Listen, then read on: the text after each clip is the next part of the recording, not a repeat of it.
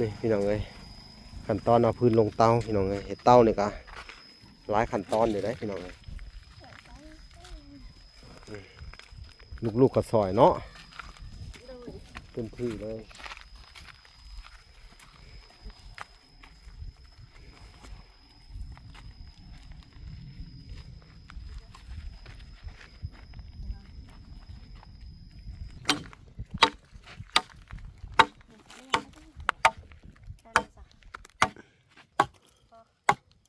ฮักก่อนเลย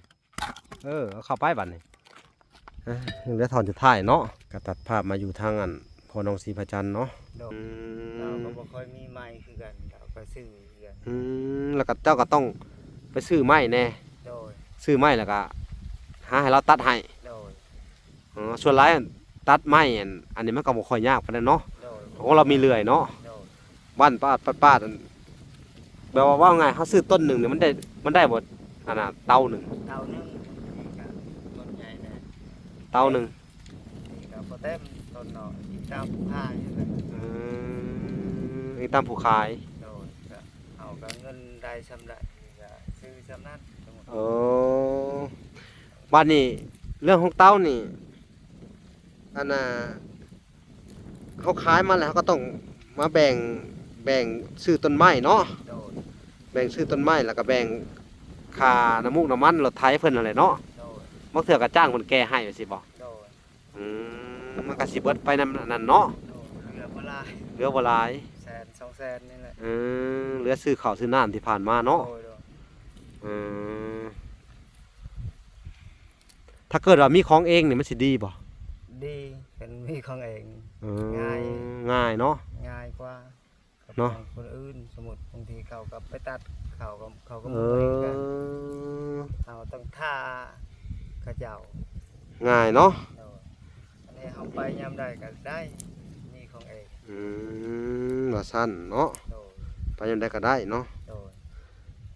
ถ้าว่าได้แล้วก็อันนั้นเนาะสิตั้งใจเฮ็ดบ่หรือนั่นใดสิตั้งใจเฮ็ดของเองสบายกว่าโดยเฮาก็บ่ต้องไปเสียเงินนั่นจ้างเพิ่นนำแน่เนาะโดยมีแต่ซื้อน้ำมันเฮาไปตัดเองยังใครได้ตัดเป็นบ่เป็นอยู่แล้วสำตัดเลื่อยไม้เป็นบ่ก็สิเฮียนเลื่อยนี่แหละอันนี้ก็คือความตั้งใจของเพิ่นเนาะ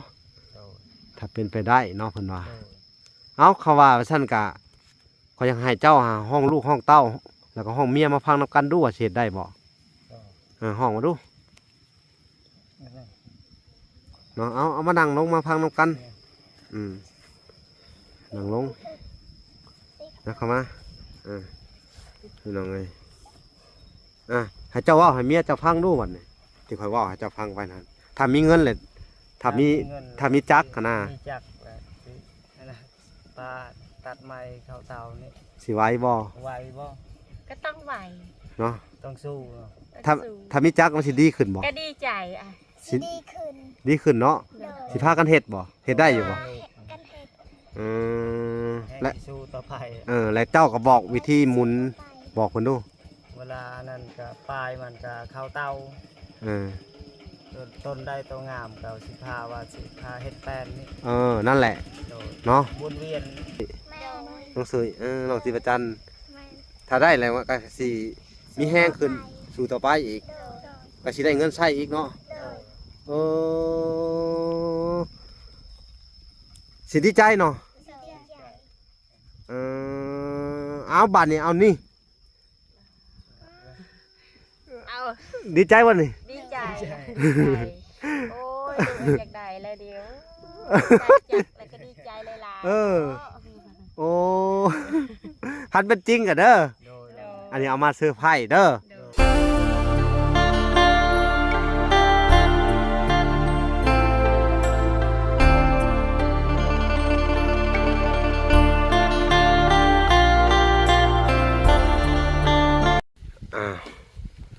โอเคพี่น้องเนาะต่อจากคลิปที่แรกเนาะพี่น้องเนาะบอละก็ยังอยู่ในเฮือนในซานทั้งครอบครัวน้องศรีประจันทร์อยู่เนาะพี่น้องเนาะบอละก็มีของมาเซอร์ไพรส์เพิ่นพี่น้องมื้อนี้เนาะ นี่แหละสิมาสอบถามรายละเอียดเพิ่นก่อนเนาะโทเชียวไปใส่ไม้นะ ใส่เต่า โอ้จะไปลงเต้าตัวนี้เนาะโอ้พากันตัดสิเอาเข้าเต้าบ่น่ะก็ได้ โดย เฮ็ดปลูกๆอยู่เนาะเอาสบายดีพ่อน้องศรีประจันทร์โอ้สิเอาเข้าเต้า โดย ไปเอาเข้าเดี๋ยวเราสิไปถ่ายพุ่นไปเบิ่งครอบครัวเพิ่นก่อนพี่น้องเอ้ยทั้งลูกทั้งแม่พ่อกะข้าวอยากเฮ็ดเต้าเพิ่นว่าสิเอาไม้เข้าเต้าบ่ได้เฮ็ดหลายมื้อเพิ่นว่าเนาะโอ้เฮ็ดน้องลุยน้องสุยฮะโอ้สบายดีจะเอาไม้เข้าเต้าสบายดีลูกไปเอาเข้าเต้ามันแดดคือบ่เฮ็ดนั่นใส่หมวกใส่เมียกกันเบิดแล้วบัดนี้สวัสดีน้องศรีประจันทร์โดยน้องลุยสวัสดีโทสิพ่อพื้นเขาเต้าบาทนี่เอาทางแม่เพิ่นก็ได้นี่พี่น้องเอ้ยอันนั้นการสิเอาเข้าเต้าบ่นะฮะ โดย อันนี้เห็ดละคั่วแล้วว่าตัวนี้ โดย เห็ดหัวเฮือนตัวนี้เนาะ โดย หุ่นเรือทอนนะเนาะพี่น้องว่างเวียกแล้วเจ้าอันน่ะพื้นเขาเต้าเนาะ โดย คือว่าใส่หมวกใส่อันนั้นกันมันแดดพี่น้องเอ้ยเอาวันนี้เวลาสิเขาไปติดตามเบิ่งซึ่งเพิ่นเอาพื้นเขาเต้าก่อนบัดนี้นี่พี่น้องเอ้ยแบกพื้นไปส่งเขาเต้าแล้วล่ะค่ะพาเขาไปขนมาอยู่พี่น้องเอ้ยน้องๆไปกันเดี๋ยวเวลาสิเขาไปเบิ่งออกเป็นเอาพื้นเขาเต้าอีก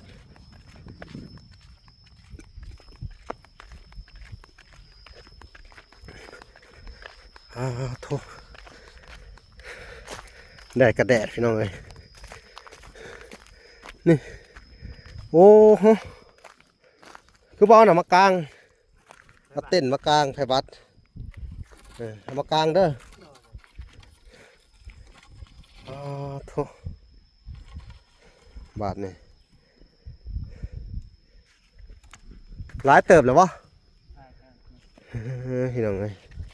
เดี๋ยวจะเข้าไปเบิ่งเพิ่นก่อนนิดนึงโอ้เอาออกมาใหม่ฮ้อนกระฮ้อนนี่พี่น้องเอ้ยเศษถ่านมีประโยชน์เบิดเนาะใหม่เพิ่นเนาะกระดุกกระดิดนี่แหละพี่น้องเอ้ยถ้าเฮ็ดให้มันเป็นประโยชน์มันก็ได้ประโยชน์เนาะได้เงินใช้พร้อม โดย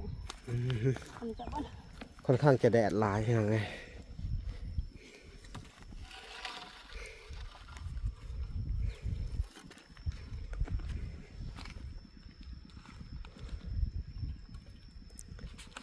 นี่เมียเพิ่นกระสอยพี่น้อง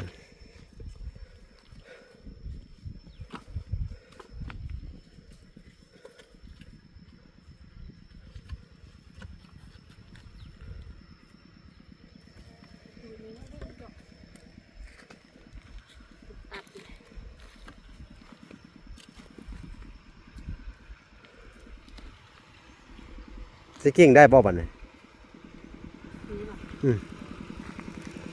อันนี้มันบ่ใหม่บ่มันเป็นไม้ต้นนี้ชนิดนี้มันเผาถ่านได้อยู่บ่ ได้ มันใหม่ได้เนาะมันใหม่เนาะมันเป็นยางเนาะ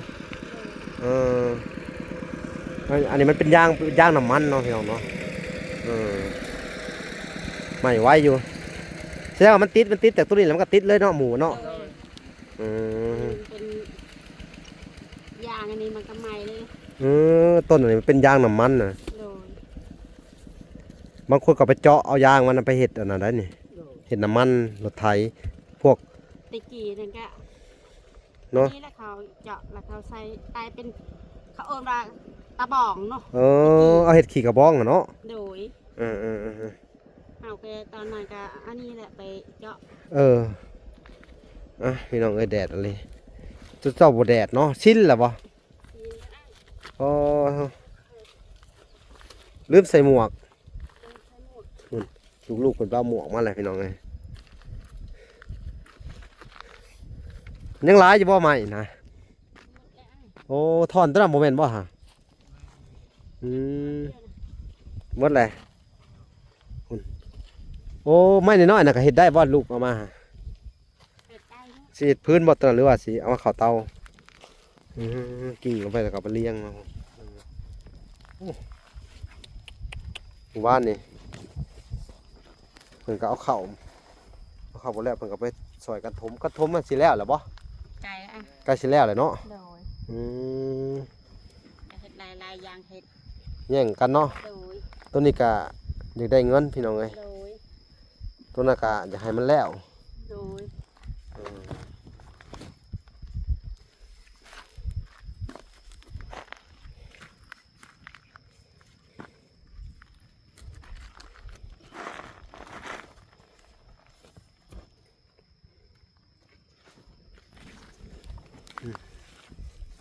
ทอนใหญ่เติบเนาะถ้าเลี้ยงอยู่เทิงมันสิเป็นทานตัวนี้เนาะ โดย ถ้าว่าอยู่ล่างมันบ่อยากเป็นแมันบ่ โดย มันใหม่บ่แจบเนาะเอาหมวกมาใส่ ปิดหน้าปิดตาเบิ่นละบาทนี่เปลี่ยนโฉมแปลงร่างเนาะ เบิ่นละบ่ใหม่ฮะฮ้อนหลายพี่น้องเอ้ยเดี๋ยวสิเข้าไปนั่งอยู่โฮมก่อนบัดนี้พี่น้องเอ้ยว่าลาก็ได้เนาะสิได้ตัดใหม่บ่นี่ โดย สิได้อันผ้าบ่ โด เอา ย ผ้า อืมเอาตัดเสร็จเดี๋ยวสิไปนั่งอยู่ห่มบุคือผมไปเอาผ้าบัดมาคุมเวลาเห็ดนั่นนี่ โดย แล้วเจ้ากางผ้าบัดน่ะเด้อ โดย เพิ่นก็ซื้อให้เลย เขา บั้นบ่เข้าเบิ่งก่อนเนาะได้บ่น่ะได้เนาะโอ้พอดีจุเลยเนาะได้เนาะพี่น้องเนาะฉะนั้นก็ได้แล้วเอาเข้าไปเลยฮะลองไปบัดมันนี่พี่น้องเอ้ยขั้นตอนเอาพื้นลงเตาพี่น้องเอ้ยเห็ดเตานี่ก็หลายขั้นตอนอยู่ได้พี่น้องเอ้ยลูกๆก็ซอยเนาะ โดย เต็มที่เลย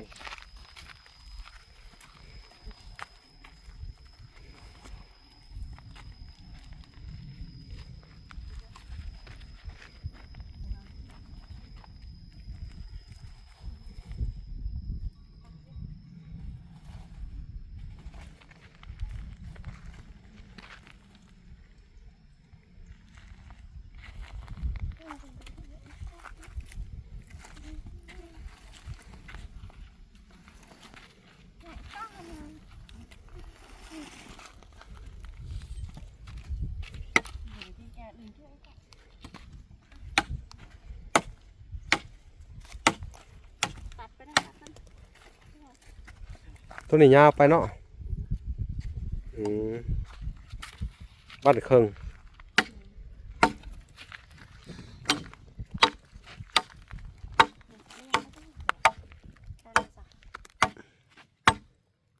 เราสิพระเจ้าจะเป็นคนบ้านให้น้อยบ้านนะ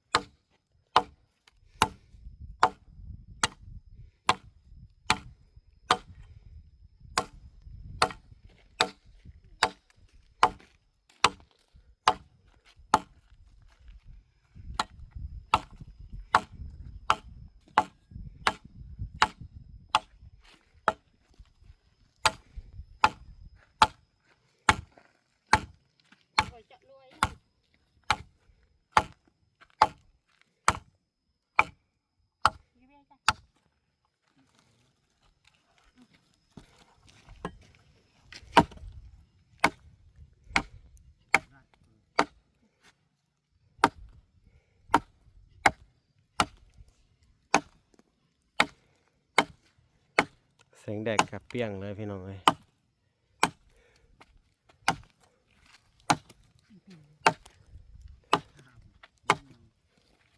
เย็บนี่อีกท่อนหนึงข้างๆ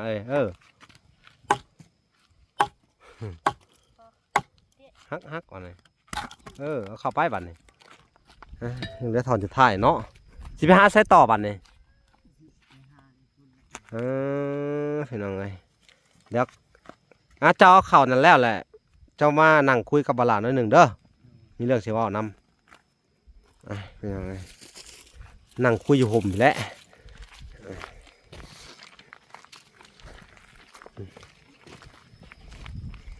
บ้านนี่พี่น้องเอ้ยก็ตัดภาพมาอยู่ทางอันพอน้องศรีพระจันทร์เนาะ โดย บ้านนี้เวลาก็สิสอบถามเรื่องเตาเด้อ โดย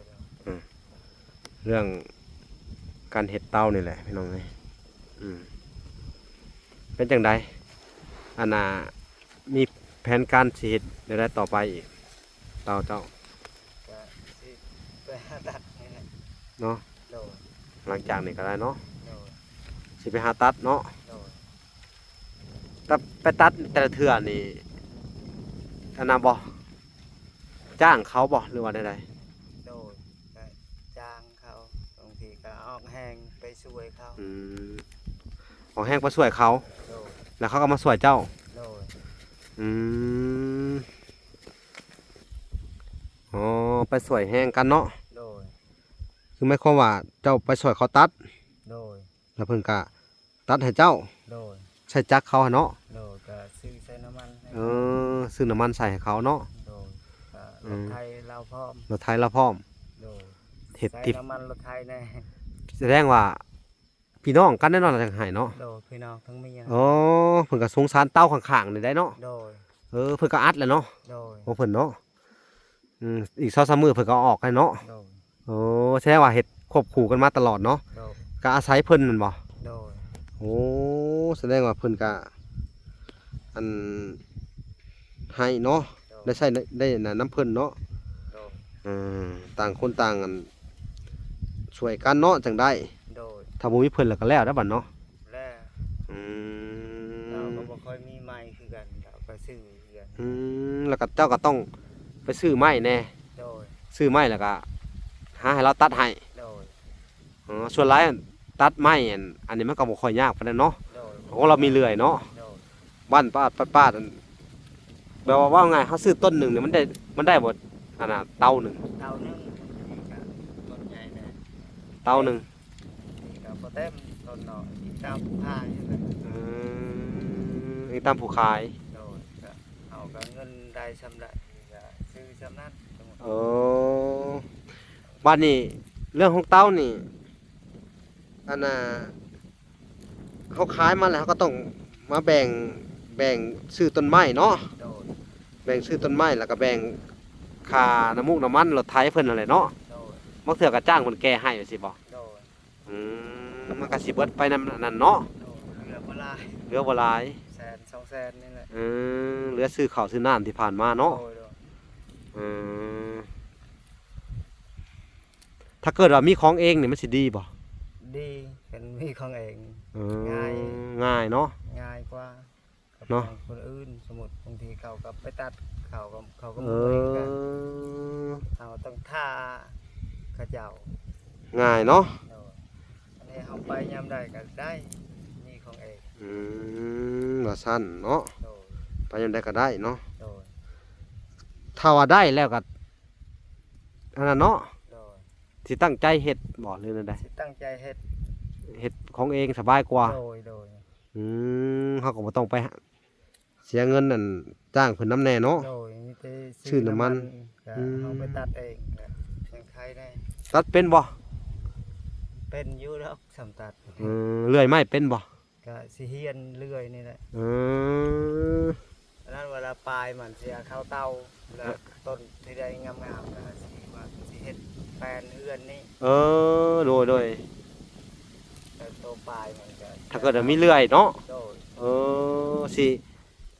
สิไปหาซื้อต้นไม้ต้นใดที่มันงามเฮาก็ โดยโดย เอาไปเฮ็ดไม้เส้นเอาเฮ็ดแป้นเนาะ โดยโดย โอ้ดีตัวพี่น้องเอ้ยนี่เนาะ ก็แบ่งเฮ็ดเฮือนแน่ปลายก็เข้าเตาแน่ โอ้ปลายมันนี่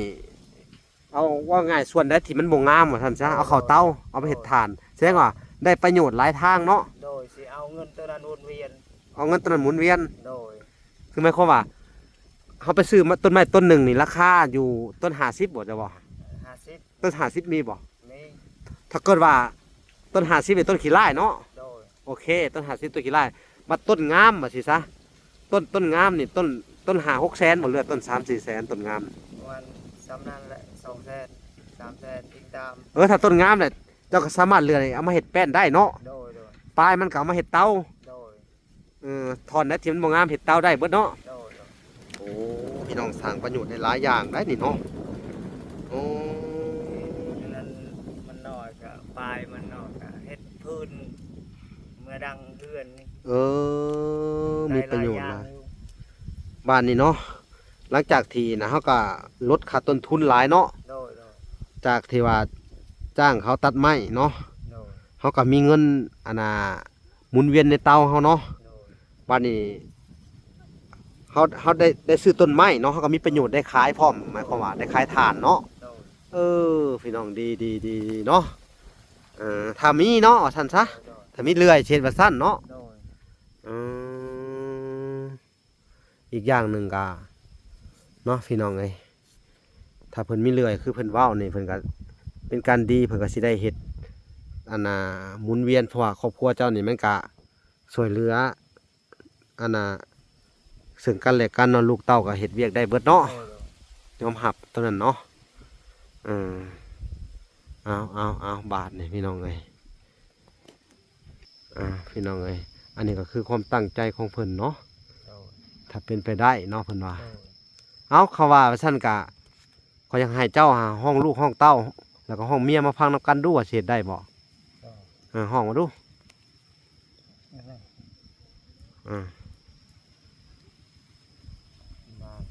มาแล้วบ่ โดย มาพี่มาเบิดหั่นน่ะ มาหมด ห้องมาเบิดเลยมาพังนํกันดูเนาะ โดย พี่น้องเอ้ยบาทนี่มาเลยนั่งลงพี่ยับเข้ามาพี่มานี่นั่งลงกันเลยน้องสุย ใช่แม่ได้อสาวหุ่นมาแล้วบาทนี่ซุมเจ้าสิไหว้บ่เดี๋ยวให้พ่อซุมเจ้าเว่าให้ฟังเด้อกะเนาะเอามานั่งลงมาพังน้ำกันนั่งลงนะเข้ามาพี่น้องเอ้ยให้เจ้าเว่าให้เมียเจ้าพังดูวันนี้ที่ข่อยเว่าให้เจ้าพังไปนั้นถ้ามีเงินเลยถ้ามีจักรนะ มีจักรแบบนั่นน่ะปลาตัดไม้เข้าเตานี่ สิไหว้บ่ ไหวบ่ ก็ต้องไหว เนาะ ต้องสู้เนาะ ถ้ามีจักรมันสิดีขึ้นบ่ ก็ดีใจอ่ะ สิดีขึ้นเนาะสิพากันเฮ็ดบ่เฮ็ดได้อยู่บ่ กันเฮ็ด แห่ง และ ที่สู้ต่อไป และเจ้าก็บอกวิธีหมุนบอกคนดู เวลานั้นก็ปลายมันก็เข้าเตา เออ ต้นได้ตัวงามก็สิพาว่าสิพาเฮ็ดแป้นนี่ นั่นแหละ โดย เนาะ วนเวียน หมุนเวียนแล้วก็เฮา โดย ต้นไม้เฮาก็สิอยู่น้ำเงินนั่นนี่แหละ โดย น้ำเต้าถ่านนี่แหละเงินมันก็จะหมุนเวียนอยู่นี่แหละเนาะ โดย ถ้าว่าได้ถ้ามีจักรว่าท่านซะ ถ้ามีจักรของเอง แต่สิพากันเฮ็ดเนาะ โดย จะพากันเฮ็ด อืม ดีใจคันใดจัก อยากได้อีหลีนี่วะ อยากได้อ่ะ เออ เอามือตัดก็บ่ไหวแล้ว เนาะเอามือตากระบไหว้ บ่ไหว ก็สู้ต่อไปแหละ ค่อยๆ สู้ เฮ็ดค่อยๆไป ค่อยๆเฮ็ดเนาะ จะสาเนาะคันใดจักมันก็จะไวน้อย โอ้อันนี้คือความใฝ่ฝันของเฮาเลยเนาะ โดย แม่นบ่น้องลุย แม่ น้องสุยน้องสิประจัน แม่ ถ้าได้แล้วก็สิมีแห้งขึ้นสู่ต่อไปอีกก็สิได้เงินใช้อีกเนาะเออสิดีใจเนาะเอาบัตรนี่เอานี่ เอา ดีใจวันนี่ ดีใจโอ้ยอยากได้แล้วเดียวจักแล้วก็ดีใจหลายๆ โอ้ ฮันเป็นจริงกันเด้อ โดย อันนี้เอามาซื้อไพ่เด้อ โดย ผู้บอกผู้ใดคนหายนี่ ยังบ่ฮู้ เออ ยังแม่ตู้ USA เด้อ ไปตู้ USA ผู้ที่เพิ่นนั่นบ่ค่อยสบายแหละเด้อผู้ที่เพิ่นอยู่ในห้องหมอฮะ โดย ดีใจบ่ ดีใจหลายๆ มาดิเด้อเพิ่นสิให้อันพ่อเจ้านี่ไปซื้อจักรราคาจักรสมมุติว่ามัน2ล้านเนาะเอา3ล้านสิอีกล้านหนึงเอาไปซื้อต้นไม้เพิ่นบอกเด้อเพิ่นให้4ล้านเด้อ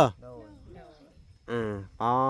เคยได้อันนี้จักเดือนนี่ บ่เคยได้ อันน่ะเฮ็ดเตามานี่จักเดือนจังได้ทำนี่ เกือบ เดือนช่องเดือน เกือบปีผัวเดือน2เดือน โดยเกือบปี จะเกือบปีแล้วอ่ะ มันบ่เคยได้เก็บ บ่เคยได้เก็บมีแต่ได้จับไปซื้อ โดย อันนี้คือต้นทุนเด้อนี่ฮะ โดย โดย อันนี้เด้อซื้อจักรเด้อ โดย แล้วก็ซื้อต้นไม้เนาะเอามาหมุนเวียนนี่เด้อ โดย พี่น้องเอ้ยบ้านนี้ได้จักรแล้วก็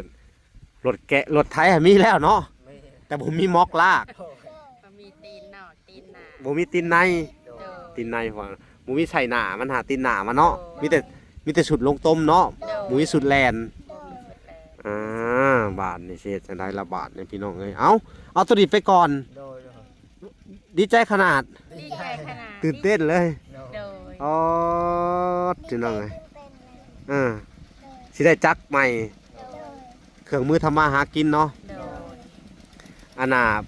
เพิ่นก็เบิ่งเขาเจ้าเด้อเพิ่นว่า โดย เจ้าบอกว่าถ้ามีจักรนี่อันน่ะเจ้าสิก็สิได้ไม้แป้นได้หยังเพิ่นเห็นนั่นล่ะเพิ่นก็เลยเฮ็ด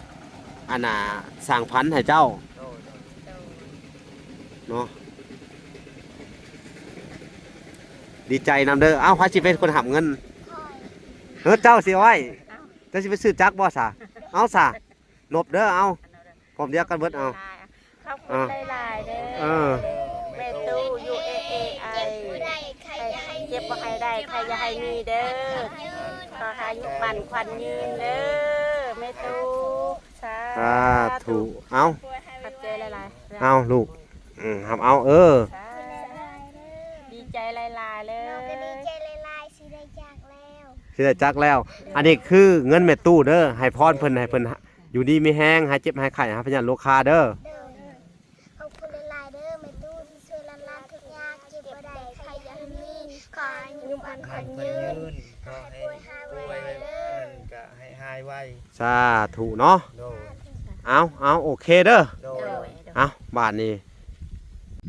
พี่น้องเอ้ยถือว่าทางวลาก็ได้มอบเงินแหละเนาะเป็นเงินทางอันแม่ตู้ USA เนาะนี่แหละพี่น้องเอ้ยทางแม่ตู้เพิ่น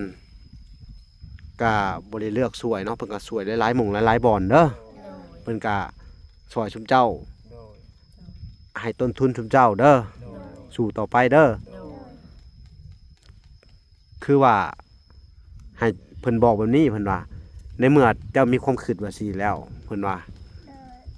ก็สิได้เอามาหมุนเอาเงินตัวนี้มาหมุนเนาะ โดย ไปตัดต้นไม้มาได้แป้นพร้อม โดย ได้ไม้เส้นพร้อม สมมุติ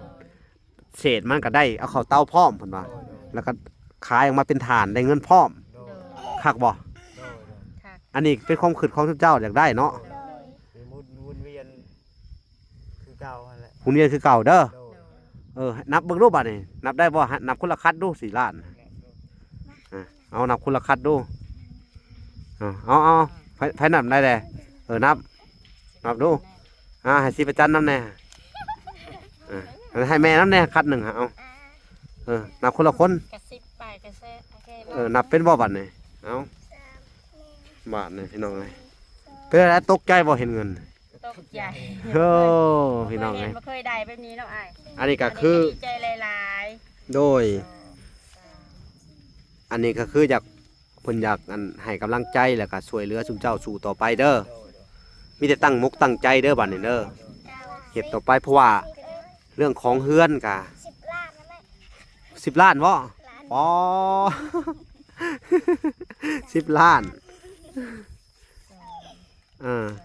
5 6 8 9 10 น้องซุยว่า10 ล้าน เคยได้ยินนะ บ่เคยได้เงินหลาย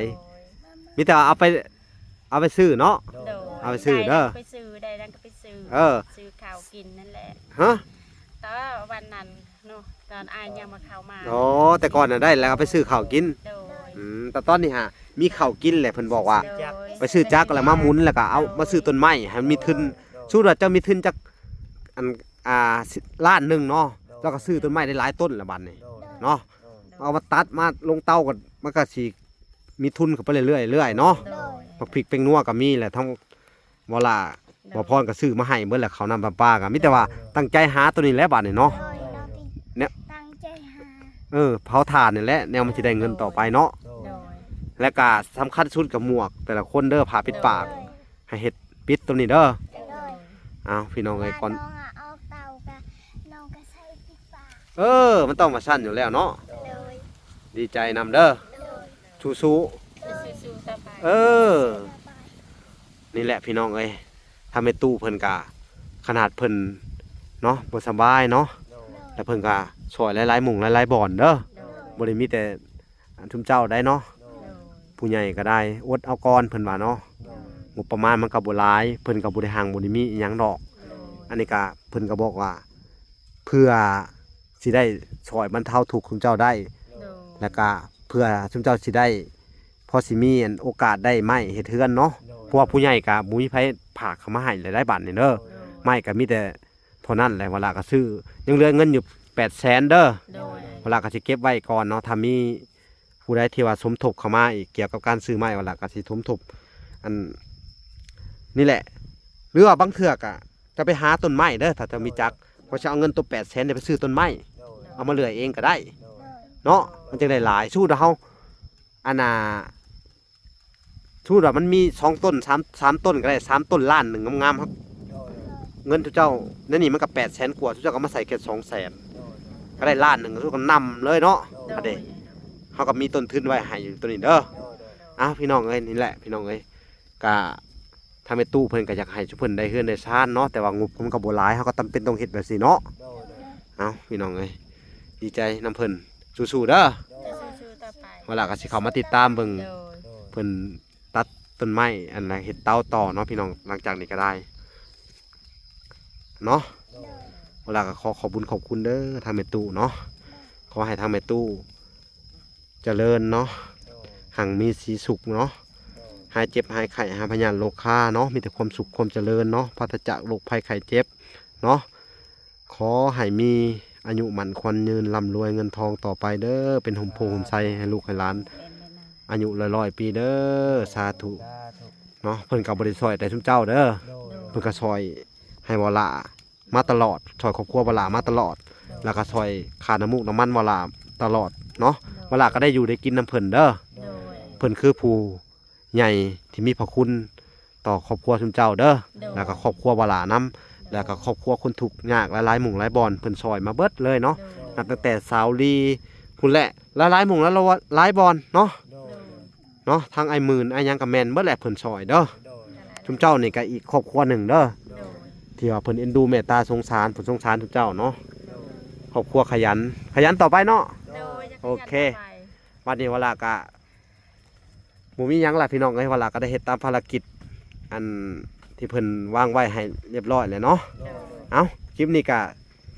สิได้ขอตัวลำลาก่อนเด้อฝากไปติดตามคลิปตอนต่อไปเนาะพี่น้องเนาะพบพอกันใหม่คลิปหน้าเนาะวันนี้ขอกล่าวคำว่าสบายดี และสวัสดีพี่น้องเอ้ยพอกันใหม่เนาะ โดย บ๊ายบาย